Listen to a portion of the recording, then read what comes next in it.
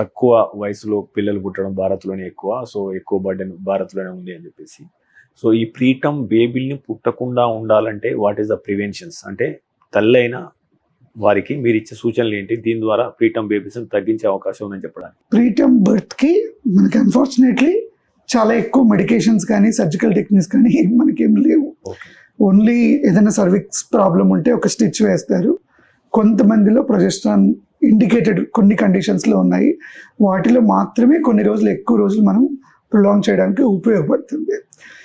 Main concentration మనం చేయాల్సింది life style మీద. స్ట్రెస్, ఒబిసిటీ తగ్గించుకోవాలి. ఏదైనా డయాబెటీస్ కానీ హైపర్ టెన్షన్ కానీ ఉంటే ప్రాపర్గా కంట్రోల్ చేసుకోవాలి.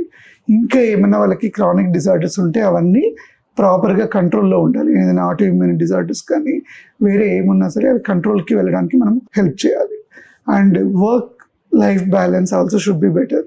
అండ్ ప్రాపర్ స్లీప్, ఇవన్నీ కూడాను చాలా ఉపయోగపడతాయి ప్రీటర్మ్ బర్త్ని తగ్గించడానికి. So and again women education is also very important. మనం వాళ్ళని చేయడం వల్ల ఈ లైఫ్ స్టైల్ డిజార్డర్స్ని వాటిని చాలా వరకు తగ్గించగలము.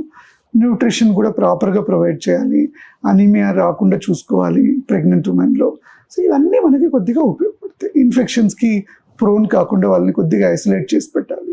మెడ్ ప్లస్ లో అదే మెడిసిన్ అదే క్వాలిటీ, మార్కెటింగ్, డిస్ట్రిబ్యూషన్, ఇంకోటి అంటూ వీళ్ళకి అదనపు ఛార్జీలు ఉండవు. అందువల్లే 50 to 80% డిస్కౌంట్ లో మనకు అందిస్తున్నారు.